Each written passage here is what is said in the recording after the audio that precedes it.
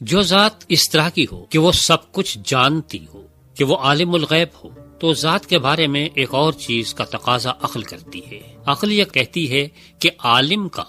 معلوم سے پہلے ہونا لازمی ہے۔ یعنی اگر میں یہ معلوم کرنا چاہ رہا ہوں کہ اس پین کی حقیقت کیا ہے، تو پین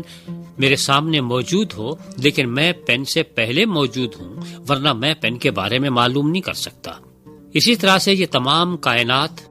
جس کے بارے میں ہم یہ کہہ رہے ہیں کہ کوئی پروردگار موجود ہے، کوئی ذات ایسی ہے جو کہ اس کائنات کے بارے میں جانتی ہے، جو انسانوں کے بارے میں جانتی ہے، ان کے رموز و اسرار سے واقف ہے، جو جنات کے اسرار و رموز سے واقف ہے، جو فرشتوں کے اسرار و رموز سے واقف ہے، جو اس پوری کائنات کے اسرار و رموز سے واقف ہے، تو یہ لازمی ہے کہ وہ ذات ان تمام چیزوں سے پہلے ہو۔ اگر وہ ذات اس تمام کائنات سے پہلے نہ ہو، بلکہ کائنات پہلے ہو اور یہ ذات بعد میں آ جائے، تو لازمی طور پر پھر کائنات کو فوقیت ہو جائے گی اس ذات پر۔ اس لیے ضروری یہ ہے کہ یہ ذات پہلے سے موجود ہو اور کائنات بعد میں وجود میں آئے۔ لیکن صرف یہی کافی نہیں کہ وہ ذات اس کائنات سے پہلے موجود ہو، بلکہ یہ بھی ضروری ہے کہ اس ذات سے پہلے کوئی اور چیز موجود نہ ہو۔ اگر کوئی بھی چیز اس سے پہلے موجود ہوئی اور تو پھر اس چیز کو فوقیت ہو جائے گی، اس بعد میں آنے والے کو اپنے پہلے کے بارے میں معلوم نہیں ہو پائے گا۔ اس لیے جو کچھ بھی آئے اس کے بعد آئے، یا دوسرے عام الفاظ میں ہم یہ کہہ سکتے ہیں کہ ذات پروردگار کے لیے یہ لازم ہے کہ وہ اول ہو، وہ ابتدا ہو، وہ الفا ہو، وہ الف ہو، اس سے پہلے کسی اور چیز کا وجود نہ ہو۔ جب عقل ہمیں یہاں تک پہنچا دیتی ہے تو عقل اس کے ساتھ ساتھ ایک اور بات کا بھی تقاضا کرتی ہے کہ ایسا بھی نہ ہو کہ یہ کائنات تو موجود رہ جائے لیکن کائنات کو جاننے والا موجود نہ رہے، کیونکہ اگر کائنات کو جاننے والا اس کائنات سے پہلے چلا جائے تو نتیجہ یہ ہوگا کہ کائنات میں ایسی چیزیں رہ جائیں گی جن کے بارے میں اس عالم کو، جس کا دعویٰ عالم الغیب ہونے کا تھا، اس کی معلومات میں وہ چیزیں نہیں آ پائیں گی۔ تو لہذا ضروری یہ ہوگا کہ جب ساری کائنات چاہے کیوں نہ ختم ہو جائے لیکن وہ ذات ختم نہ ہو، وہ پھر بھی باقی رہے۔ تو اس کو عام فہم زبان میں یہی کہا جاتا ہے کہ وہی آخر بھی ہو، وہی اول ہو، وہی آخر ہو، وہی ابتدا ہو، وہی انتہا ہو، وہی الفا ہو، وہی اومیگا ہو، وہی الف ہو، وہی یہ ہو۔ اگر ہم مسیح کی ذات میں یہ ساری باتیں دیکھنے کی کوشش کریں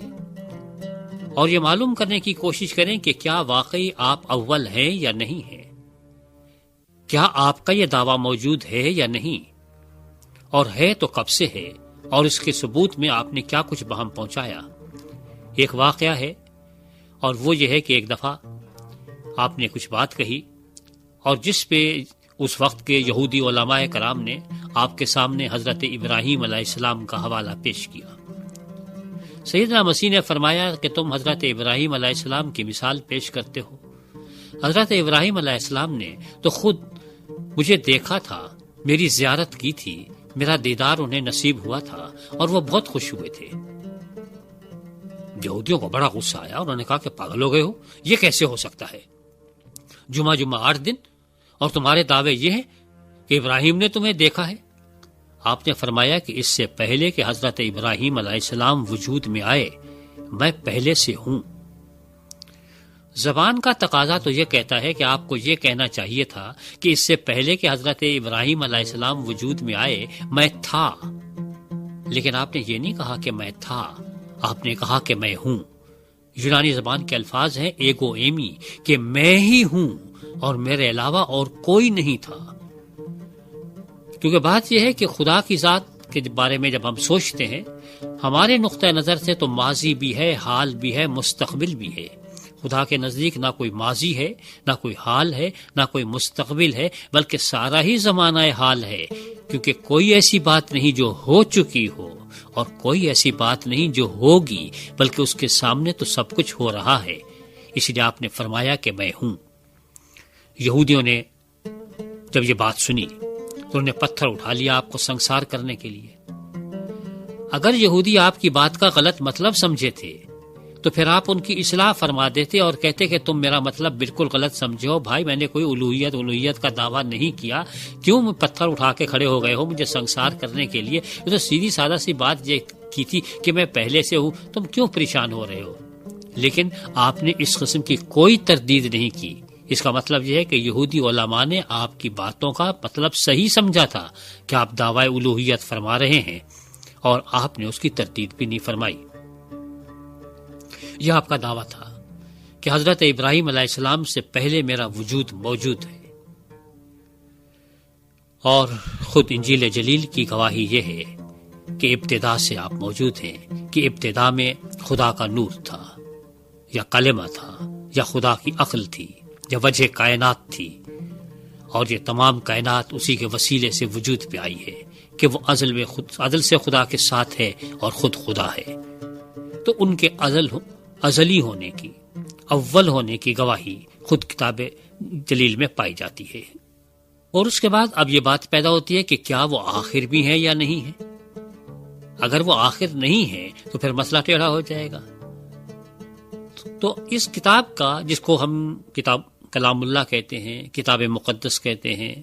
کلام مقدس کہتے ہیں، اس کی بالکل آخری حصے میں خود مسیح کا اپنا دعویٰ موجود ہے کہ میں ہی الفا، میں ہی اومیگا، میں ہی اول، میں ہی آخر، میں ہی ابتدا اور میں ہی انتہا ہوں۔ تو آپ کا یہ دعویٰ موجود ہے کہ پہلا بھی میں ہوں اور آخری بھی میں ہوں، اور حقیقتاً آخری ہونا اسی کو چاہیے جو پہلا ہو۔ جو پہلا نہ ہو اور آخری ہونے کا دعویٰ کرے تو پھر ایسی صورت میں آپ یہ دیکھ سکتے ہیں کہ وہ دعویٰ اس لیے غلط ثابت ہو جاتا ہے کہ اگر وہ ابتدا نہیں ہے تو انتہا بھی تو نہیں ہو سکتی۔ انتہا اسی کی نہیں ہوتی جس کی ابتدا نہ ہو، اور جس کی ابتدا ہو اس کی تو انتہا ہونا لازمی ہے، وہ تو آخری نہیں ہو سکتا۔ تو لہذا اس طرح سے آپ نے بالکل منطقی تقاضے پورے کرتے ہوئے اپنے اول ہونے کا بھی دعویٰ فرمایا اور آخر ہونے کا بھی دعویٰ فرمایا۔ اب اس کے لیے سوال پیدا یہ ہوتا ہے کہ آپ نے کوئی ثبوت بھی بہم پہنچایا ہے یا صرف دعوے ہی دعوے کیے؟ اگر آپ یہ کہہ بھی دیں کہ صاحب میں ازل سے موجود ہوں اور کوئی اس کا ثبوت بہم نہ پہنچائے تو صرف دعویٰ ہی دعویٰ رہ جائے گا۔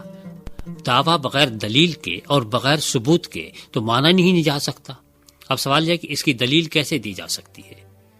ہمارا جواب بالکل وہی ہے جب پروردگار عالم خود یہ کہتے ہیں کہ میں اول ہوں اور میں آخر ہوں، تو اس صورت میں خدا کون سی دلیل پیش کرتا ہے اور کون سا ثبوت دیتا ہے؟ صرف ایک دعویٰ ہی ہوتا ہے۔ اور ظاہر ہے کہ جو اس کائنات کے بارے میں جانے، رموز و اسرار کو سمجھائے اور سمجھے، اسی کے بارے میں ہم کہہ سکتے ہیں کہ وہی اول ہے، وہی آخر ہے، وہی پہلا ہے، وہی آخری ہے، وہی الف ہے، وہی یہ ہے، وہی ابتدا ہے، وہی انتہا ہے۔ آپ نے ان یہودیوں کے سامنے کوئی اور دلیل پیش نہیں کی، صرف اتنا کہا کہ میں ہوں، اور یہ کہا کہ میں اس وقت سے ہوں اور حضرت ابراہیم سے پہلے سے موجود ہوں۔ تو یہودی تو یہ باتیں ماننے والے نہیں تھے۔ ان کا کہنا یہ تھا کہ صاحب یہ تو آپ کا اپنا دعویٰ ہی دعویٰ ہے، کوئی ہمیں ثبوت چاہیے۔ تو آپ نے کہا کہ دیکھو،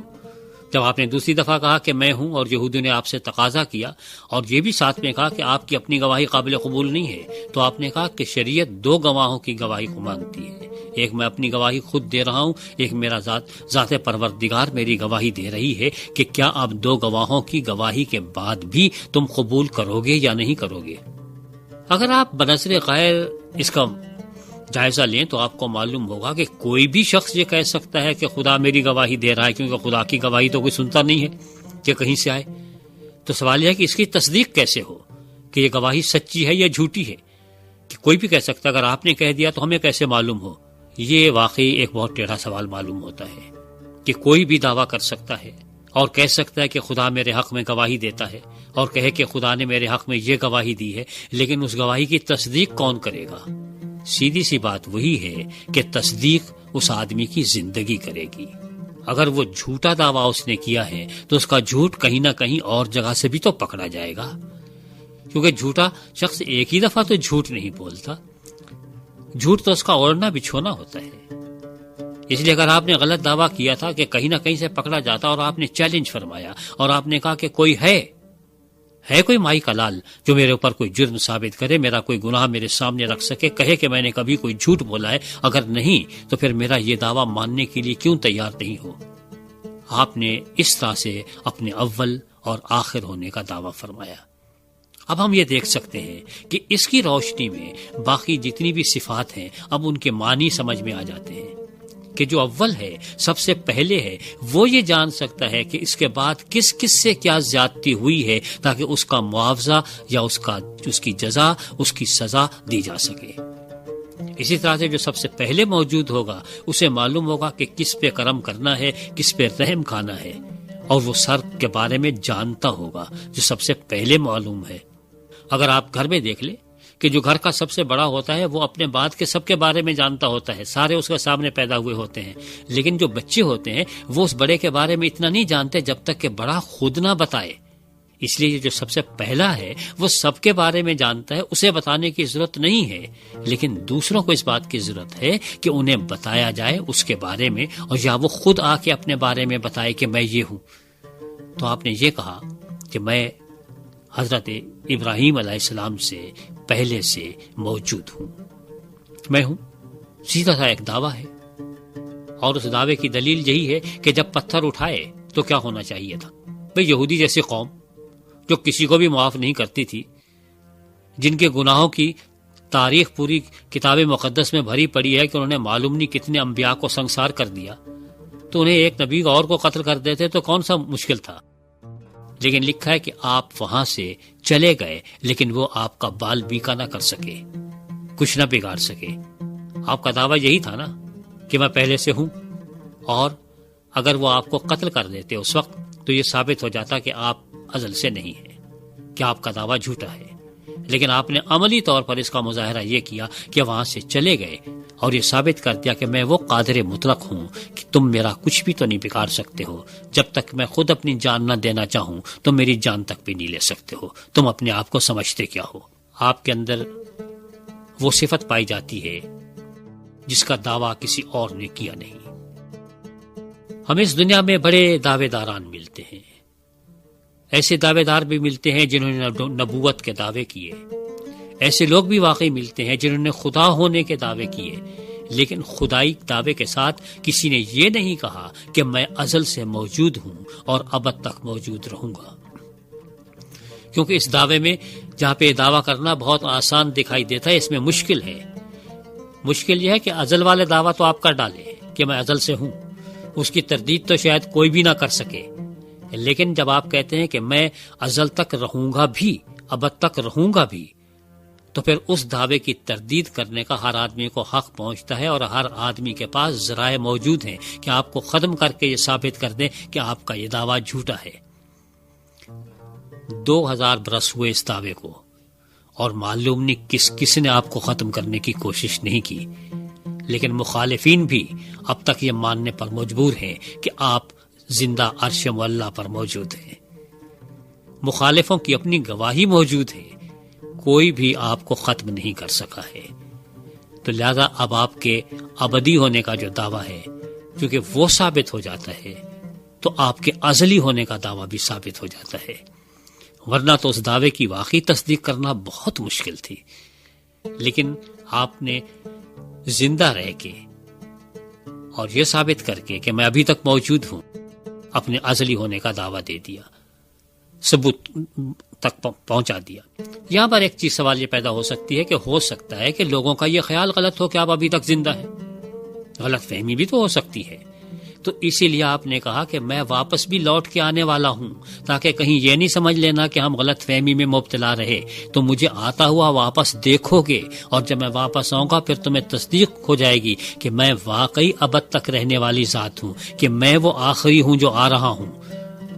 اور اس طرح سے آپ کے ازلی ہونے کے دعوے کی خود بخود تائید ہو جائے گی۔ لیکن اس سے پہلے کہ وہ دن آئے جب اس کے بعد تردید کی گنجائش نہ رہے، تو اس سے پہلے آپ کی تصدیق کیوں نہ کر لی جائے، کہ جبکہ اس تصدیق کا کوئی مقصد بھی ہو اور اس سے کچھ حاصل بھی ہوتا ہو۔ اگر ایک شخص سورج نکل آنے کے بعد دوپہر کو یہ کہے کہ میں ایمان لاتا ہوں کہ سورج نکلا ہوا ہے، تو ایسے ایمان کی کیا فوقیت ہے؟ ایمان تو اس وقت لانا تھا کہ سورج نکلتا ہے، جب سورج نکلتا دکھائی نہیں دے رہا تھا۔ تو اس سے پہلے کہ آپ وہ دن آ جائے اور اس کے بعد پھر اس دعوے کی کوئی اور اس ایمان کی کوئی ویلیو نہ رہے، اس سے پہلے ایمان لایا جائے کہ ہاں، انا سیدنا مسیح هو الاول هو الآخر هو الظاہر هو الباطن۔